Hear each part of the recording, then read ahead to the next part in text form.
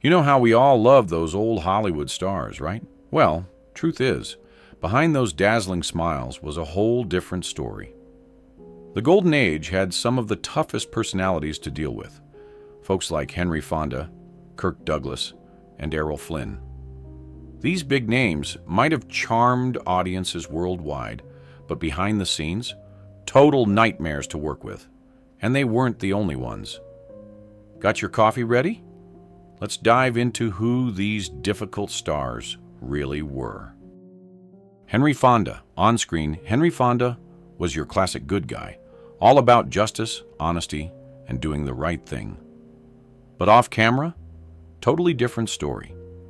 His personal life was a mess of emotional coldness, rocky family relationships, and a revolving door of marriages. The gap between the man audiences adored and the real Henry shows just how complicated his life really was.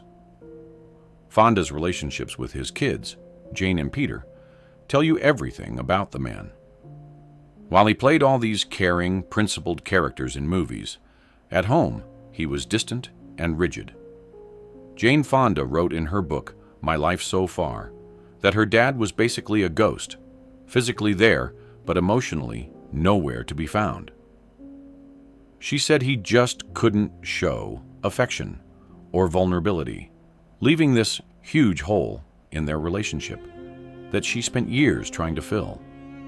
This emotional wall Fonda built came from his upbringing. Born in 1905 in Nebraska, he grew up in this super strict, conservative home where showing feelings was a big no-no. That stuff stuck with him his whole life, messing up not just how he connected with his kids, but also every romantic relationship he had. Fonda went through 5 marriages, each one with its own brand of trouble, mostly because he couldn't get close to anyone. His first marriage to Margaret Sullivan crashed and burned after just 2 years, setting the tone for what was to come. His second marriage to Frances Ford Seymour lasted longer, but was just as rocky. They had Jane and Peter together, and from the outside, everything looked fine. But behind closed doors, total different ballgame. Fonda was hardly ever home because of work, and when he was emotionally checked out. This put a massive strain on Frances, who struggled with mental health issues and eventually took her own life in 1950.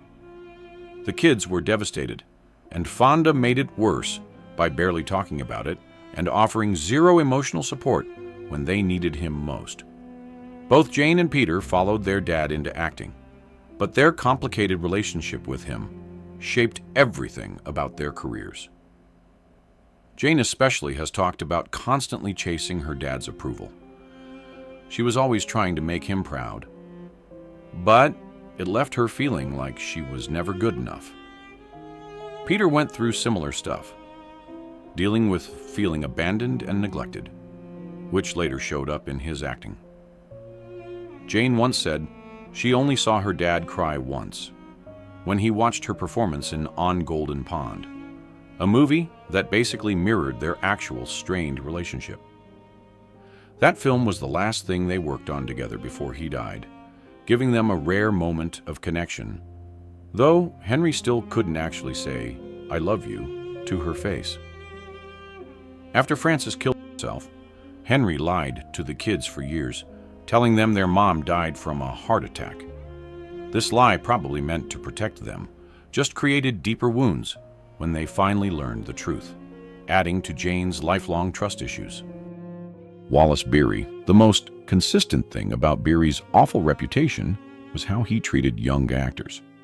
The guy was just brutal with newcomers, especially those still learning the ropes. In early Hollywood, Beery had serious clout, and boy, did he use it to boss everyone around on set. Young actors regularly got the Beery treatment. Intimidation and verbal abuse were his specialties. Stories floated around about how he'd bully these kids, playing mind games to keep them under his thumb. His temper was like a ticking bomb, and sometimes his aggression got seriously scary. Actors who worked with Beery during his prime years have shared stories about him physically intimidating younger cast members just to show them who was boss. And he was cruel about it too. This stuff was more common back in cutthroat early Hollywood, but Beery took it to another level. People didn't just fear him. They flat out resented working with him, especially the young, vulnerable actors just trying to break into the business. The worst example of Beery's nasty behavior involves what he did to child actor Jackie Cooper during their 1931 film, The Champ. Cooper was just 9 years old playing Beery's son. On screen, they had this heartwarming father-son bond between a washed-up boxer and his hopeful kid. Off-screen, complete opposite. Cooper later wrote in his book, "Please Don't Shoot My Dog," that Beery constantly put him down and gave him the cold shoulder when cameras weren't rolling. Cooper was already under enormous pressure as a child star, and Beery's meanness just piled on the stress. Cooper eventually built a successful career, but his time with Beery left permanent scars. Beery's troubled past included a stormy marriage to Gloria Swanson, who he allegedly physically and sexually abused. Swanson later claimed Beery forced himself on her during their wedding night, and that his drinking made his violence worse. Despite playing these lovable, grumpy characters on screen, Beery was so notoriously difficult that crew members would literally bet on how long it would take him to blow up on set. He was also crazy cheap. Despite being one of MGM's highest-paid actors, he'd avoid paying for lunch, and supposedly once refused to send money to his dying brother for medical bills. Faye Dunaway. Faye Dunaway's career shows a woman driven by fierce ambition and a burning desire to be the best. But her attitude caused major problems with practically everyone around her. Things came to a head during her stint on Broadway in the play Tea at 5, a show about Katharine Hepburn's life. In 2019, news broke that she'd been kicked off the show in dramatic fashion. Soon after, people started talking about how Dunaway had created this toxic atmosphere backstage. The production was apparently a complete mess because of all the fights she picked with her colleagues. Her unpredictable behavior and hot temper were blamed for most of the chaos. There were even rumors about physical confrontations, though nobody ever confirmed all the details, leaving us to wonder what really happened. But her stage drama wasn't the only thing that got people talking. Dunaway's unpredictable antics on movie sets became legendary, often overshadowing her incredible talent.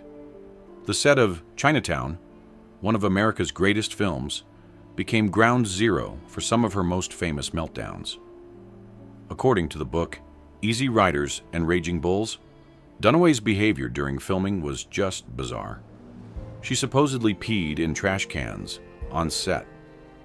While Dunaway herself has denied this happened, the story spread like wildfire and became part of her legacy. Probably the most infamous Chinatown incident was when Dunaway allegedly threw a cup of liquid at director Roman Polanski. This story has become like Hollywood folklore and perfectly captures the tension Dunaway often had with directors. Polanski, who was pretty strong-willed himself, was apparently shocked by her outburst. Though Dunaway has dismissed many of these stories as exaggerations, they still painted this picture of her as an absolute nightmare to work with. The tension between her and Polanski apparently made the whole Chinatown set uncomfortable, adding to Dunaway's growing reputation as someone whose talent came with a hefty side of drama.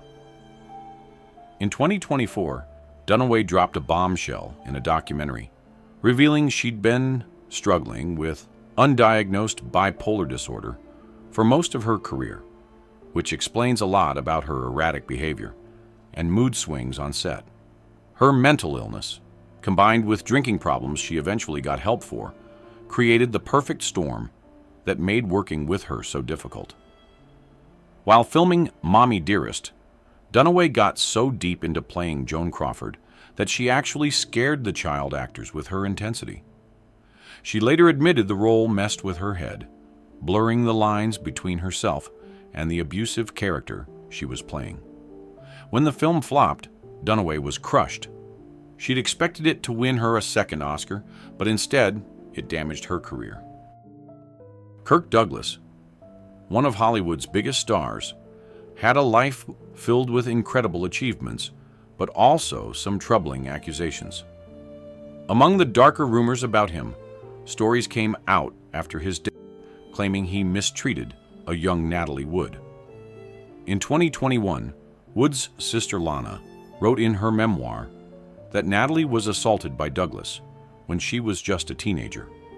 According to the story, Wood was invited to Douglas's hotel room, where she reportedly spent several hours before being threatened to keep quiet about what happened. This story spread widely, but has never been proven. It gained major traction after Douglas died, when tributes to both him and Wood flooded social media. While people praised his movies, others condemned him based on these allegations. We'll probably never know the whole truth. Both Wood and Douglas are gone now, leaving no way to get first-hand accounts. These claims have cast a shadow over Douglas's legacy, raising serious questions about the private behavior of a man otherwise celebrated for his films. Douglas wasn't blind to his reputation, and actually owned up to being difficult.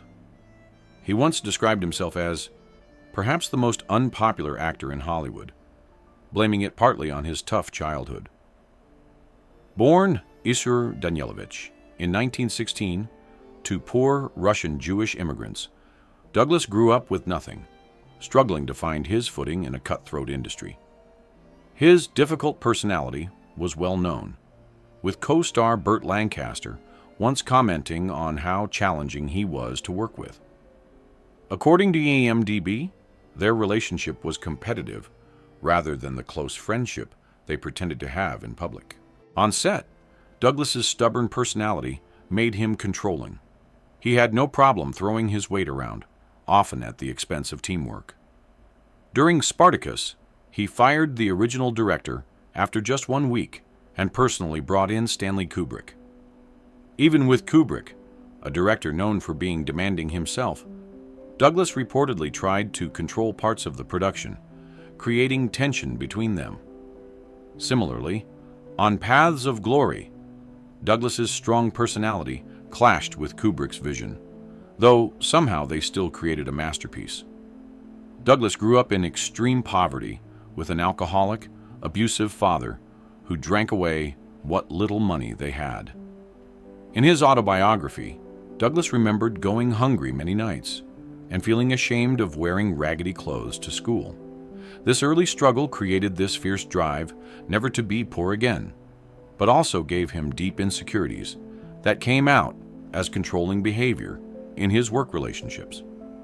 Despite his difficult reputation, Douglas showed remarkable courage at times, especially when he insisted on giving blacklisted writer Dalton Trumbo proper credit for Spartacus during the McCarthy era, effectively helping end the blacklist.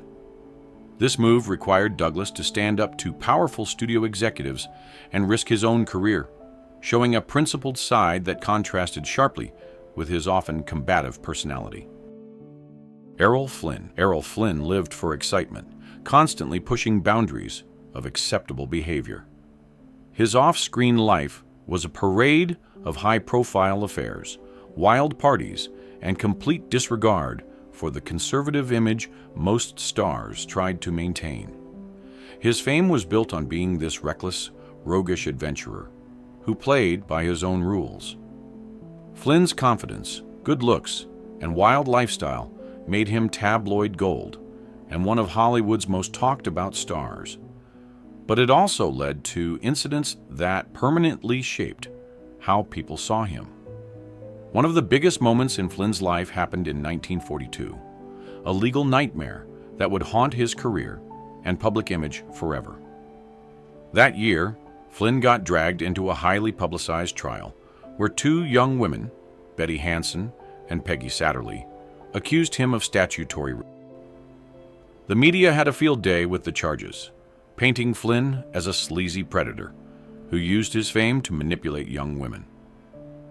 The trial became the talk of the nation, with many of Flynn's fans turning against him as the case blew up. Flynn strongly denied everything, claiming the relationships were consensual and that he was being set up. The trial was a circus of shocking details and sensational headlines, but eventually Flynn was found not guilty on all charges. The court decided there wasn't enough evidence, and Flynn walked free. But the damage to his reputation was already done. Though he beat the charges, the scandal stuck to Flynn like glue, casting a shadow over his career for years. Despite being legally cleared, the trial permanently changed how people saw him. While his die-hard fans stuck by him, many viewed the case as proof of his reckless behavior and questionable character. The scandal showed the stark contrast between the heroic, virtuous characters Flynn played on screen and the messier reality of his private life. Flynn's legal troubles also highlight the gap between Hollywood's carefully crafted star images and the complicated reality of their personal lives, which were often way more complex than the public was told. Flynn's self-destructive streak was fueled by lifelong problems with alcohol and later drug addiction. By his 40s, his once handsome face had become bloated, and his health was declining rapidly, prompting one director to remark that Flynn looked like he'd been embalmed before his death. His memoirs, published after he died, revealed he knew he was self-destructing, but couldn't stop himself, writing with eerie awareness, "I know precisely where I am going. I shall not last long." Despite his tough guy screen persona, Flynn suffered from several serious health problems throughout his life, including malaria, tuberculosis, and recurring bouts of malaria from his early adventures in New Guinea before becoming an actor. Perhaps most ironically for the man known for his swashbuckling energy, Flynn was rejected from military service during World War II because of heart problems, multiple STDs, and tuberculosis. This rejection deeply embarrassed him and added to his feelings of inadequacy that he tried to hide behind his carefree public image. Bing Crosby, despite all his fame and success, Crosby's relationships, especially with his kids, were filled with tension, emotional distance, and personal struggles that would tarnish how people remember him. Crosby's marriage to actress and singer Dixie Lee in 1930 looked perfect at first glance. They had 4 sons together, but as time went on, cracks started showing. Dixie Lee, who had her own career before marrying Crosby, struggled with alcoholism. These problems deeply affected the whole family, and her declining health only made things worse. Crosby, known for being stoic and private, usually kept his personal stuff under wraps, but it was obvious that his wife's struggles were hitting him hard. Lee's battle with alcoholism got worse over the years, and she died in 1952, leaving Crosby a single dad. This period revealed some of the darker sides of Crosby's personality that would later become public. The tension in Crosby's family life got worse because of his complicated relationship with his children. His sons, especially his oldest Gary, would later share troubling stories about growing up with him. Gary Crosby, in his 1983 book, Going My Own Way, painted a harsh picture of life with his father. He described Bing as emotionally distant and controlling, someone who rarely showed any warmth or affection. According to Gary, Crosby's parenting style was cold and domineering, focused on discipline and performance rather than emotional support. This emotional gap between father and son grew wider as Gary got older, eventually leading to his own struggles with substance abuse and a strained relationship with his dad. It's worth noting that Gary's account has been questioned by his siblings. His half-brother Harry Crosby has said in interviews that he never experienced the abuse described in Gary's book, suggesting the family dynamic was more complicated than initially portrayed. When Gary's book was published, it shocked Hollywood and damaged Bing's carefully crafted image as America's beloved father figure.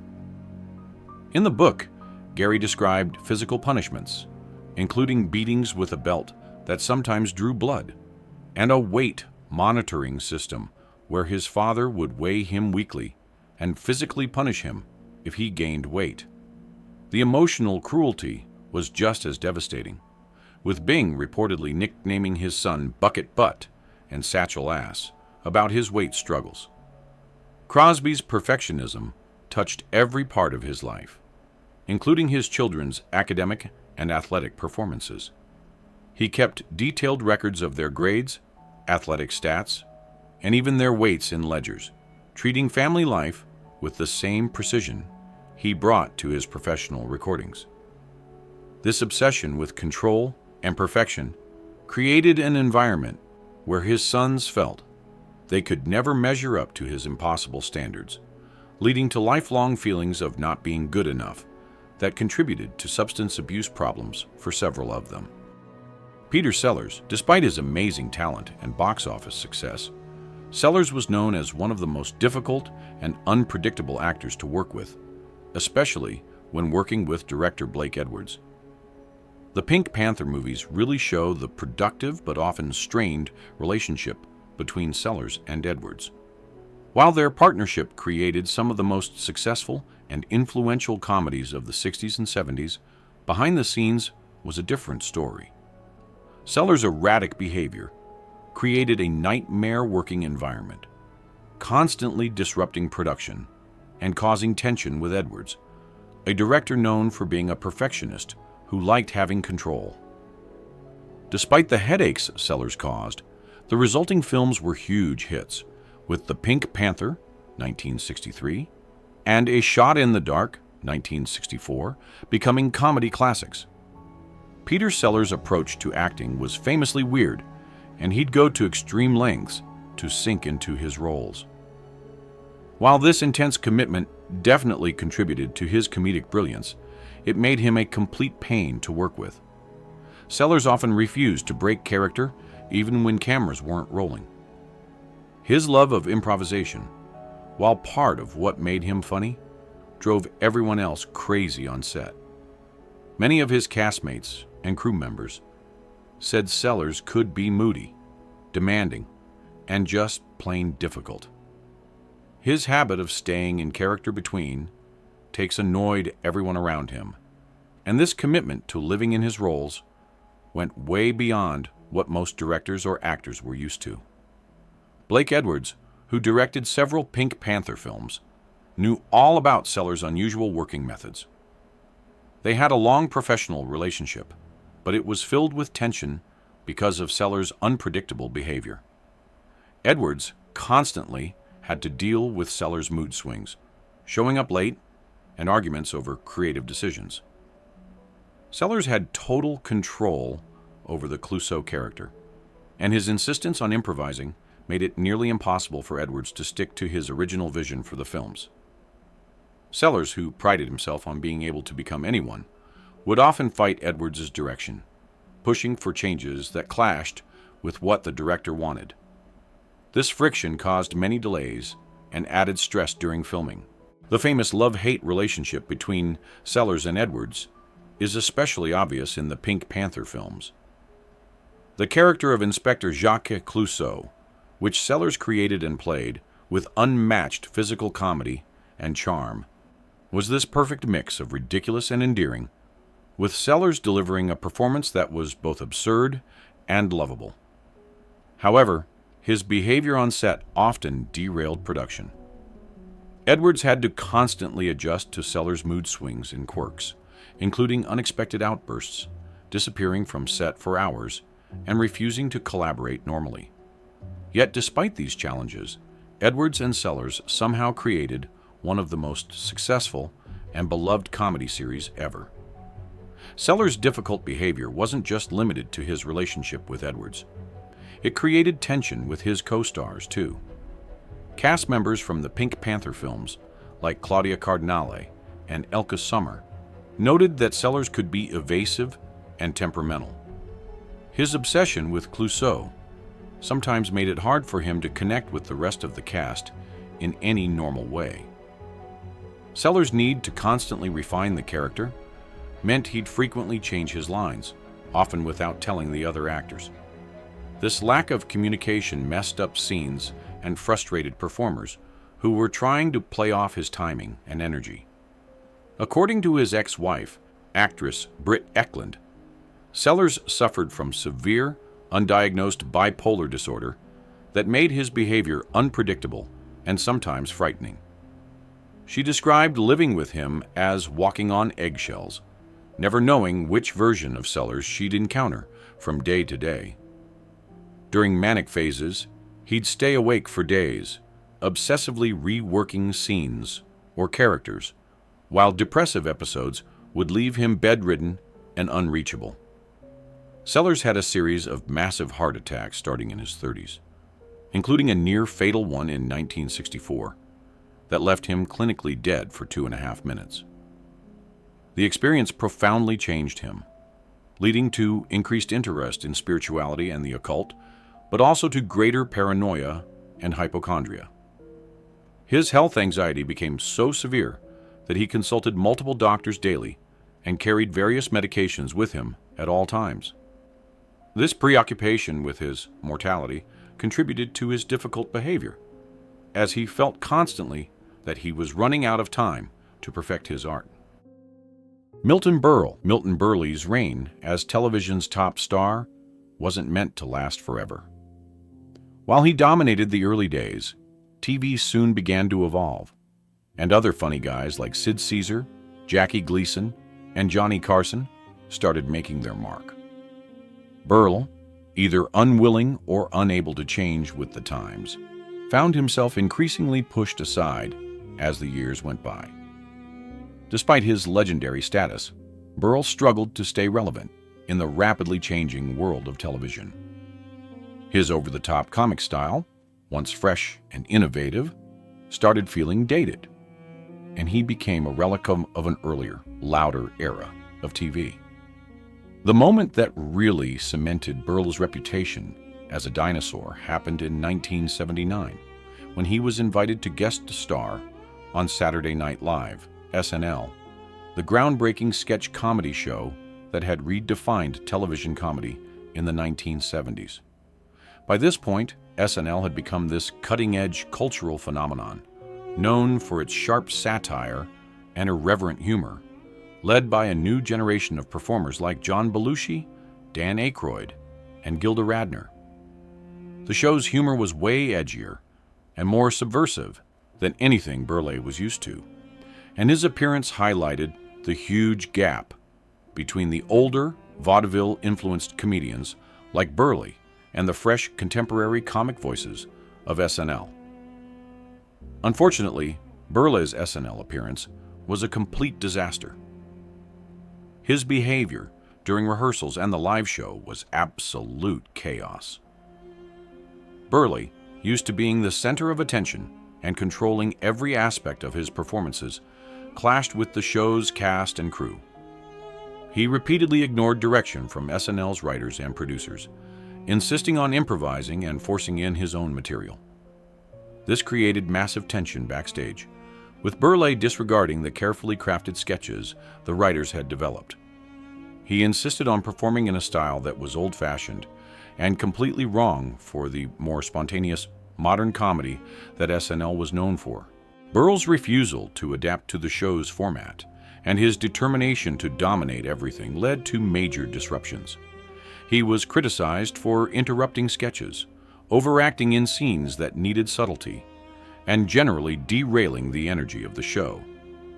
The younger cast members, who had grown up watching Berle but were now part of a new, irreverent comedy scene, were reportedly furious with his antics.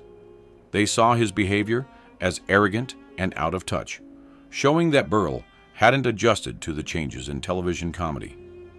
His unwillingness to work as part of the ensemble cast and with the writers was seen as disrespectful, and his backstage behavior left everyone with a bad taste in their mouths.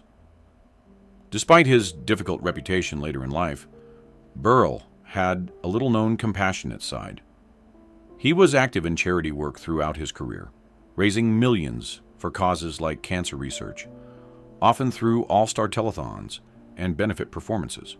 Additionally, when comedian Lenny Bruce was struggling with legal and financial problems due to obscenity charges, Berle secretly provided financial support, showing a generosity that he rarely received credit for publicly.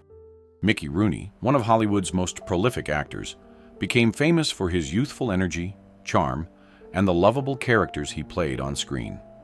However, the real Mickey Rooney, far from matching the wholesome guise he portrayed in films, was often described as loud, abrasive, and downright rude. The actor's reputation for being difficult was well known in the industry, and his behavior behind the scenes was miles away from the friendly characters that made him a household name. Rooney's difficult personality became particularly obvious during the filming of National Velvet in 1944, a movie that made Elizabeth Taylor a star. At the time, Taylor was only 12 years old, and her scenes with the much older Rooney created an interesting dynamic.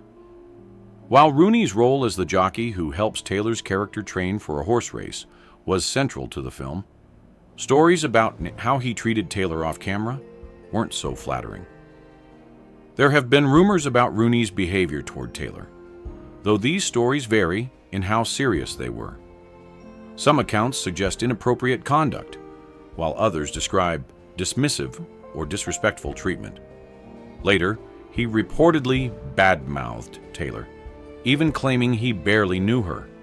He went so far as to question her talent, describing her as entitled and suggesting she didn't have what it took to really make it in Hollywood.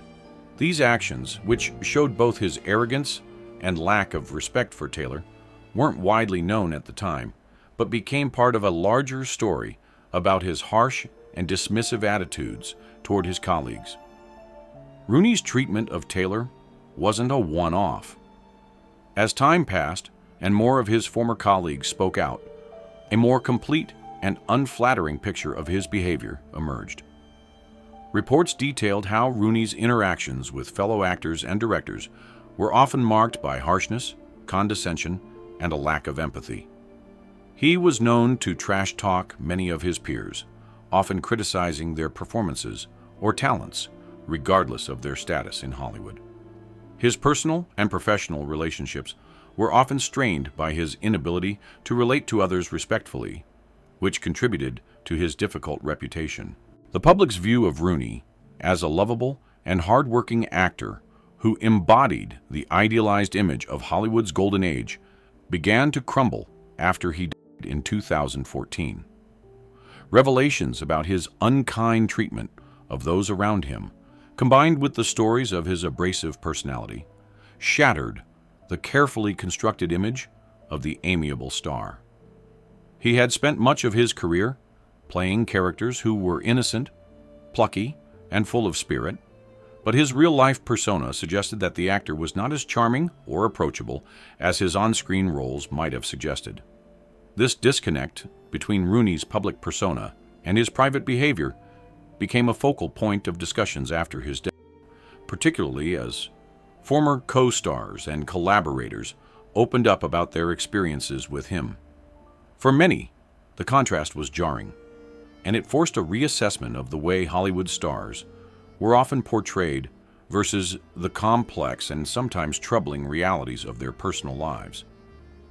Rooney, in many ways, became emblematic of the contradictions that defined the lives of many classic Hollywood figures. While he was praised for his boundless energy, his achievements, and his ability to reinvent himself over a career that spanned decades, his behavior behind the scenes often raised questions about his character. Rooney's private life was incredibly chaotic, marked by 8 marriages and constant money troubles, despite earning millions throughout his career. His first marriage at age 21 was to the glamorous Ava Gardner, but the relationship quickly fell apart due to his cheating and controlling behavior. Gardner later described their marriage as my shortest husband, and my biggest mistake.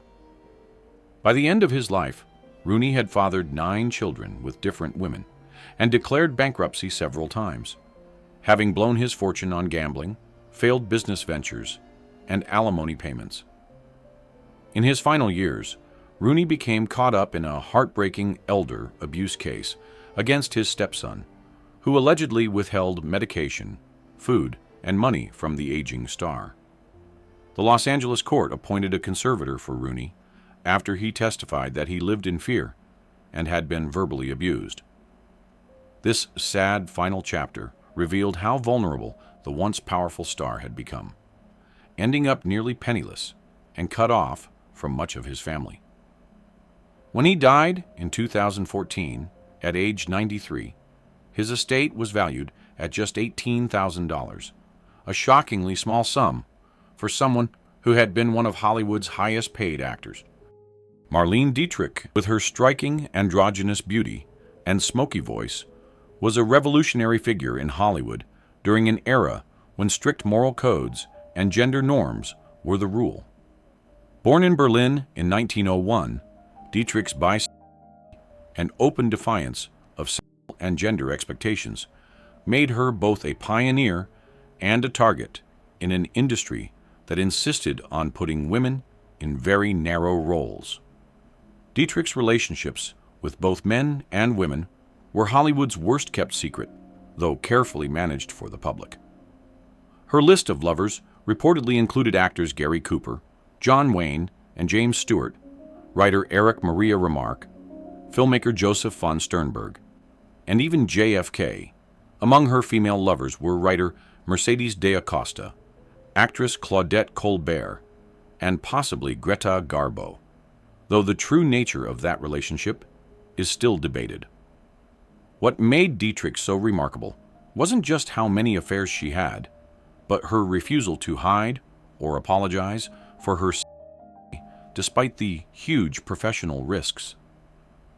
The actress maintained a 52-year marriage to Rudolph Sieber, while openly having relationships with others, an arrangement that was absolutely shocking for the time.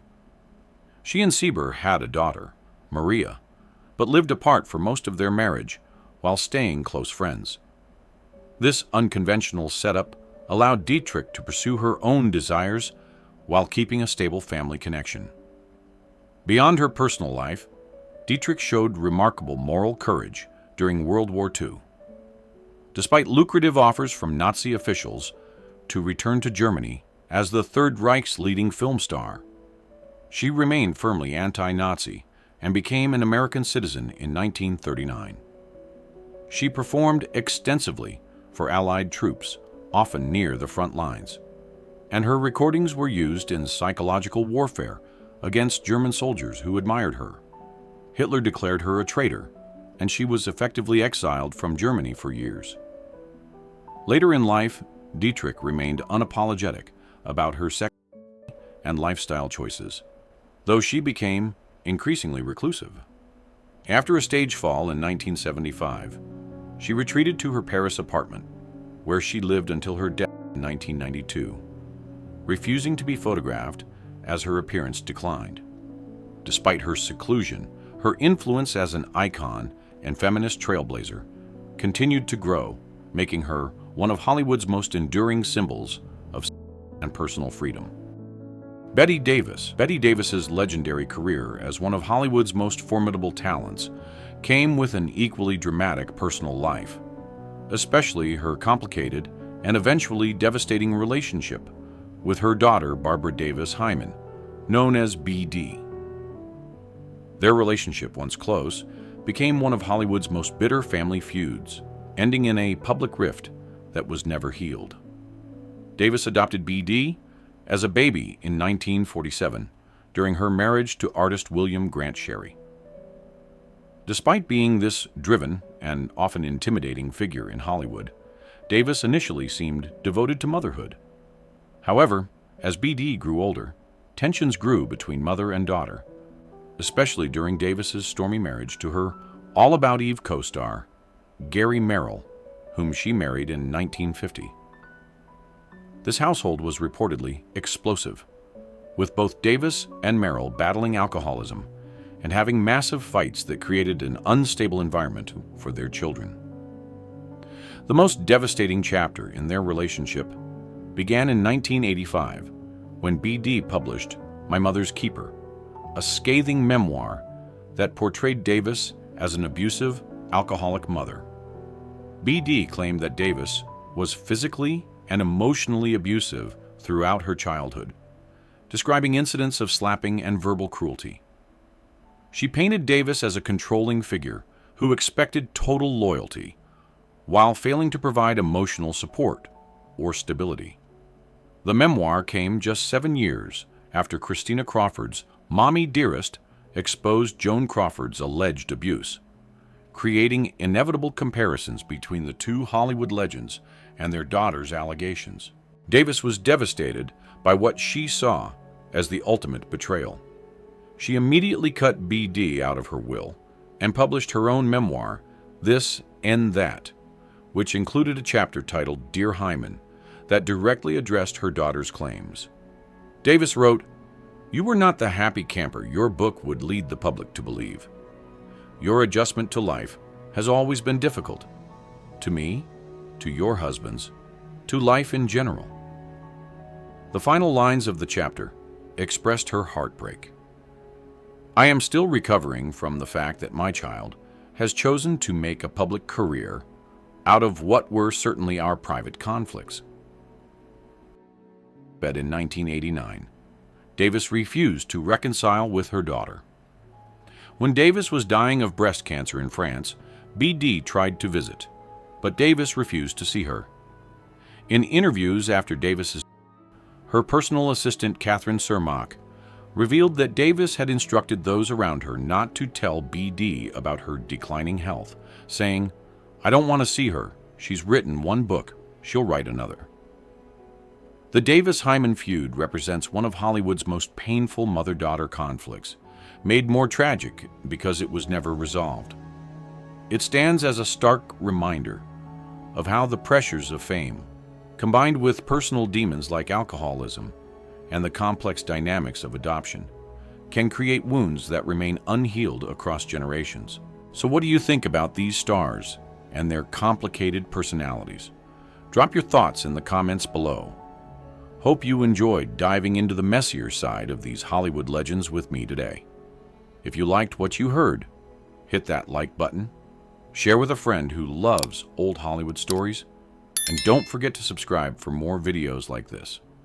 Thanks so much for spending time with me today, and I'll catch you in the next video. Take care.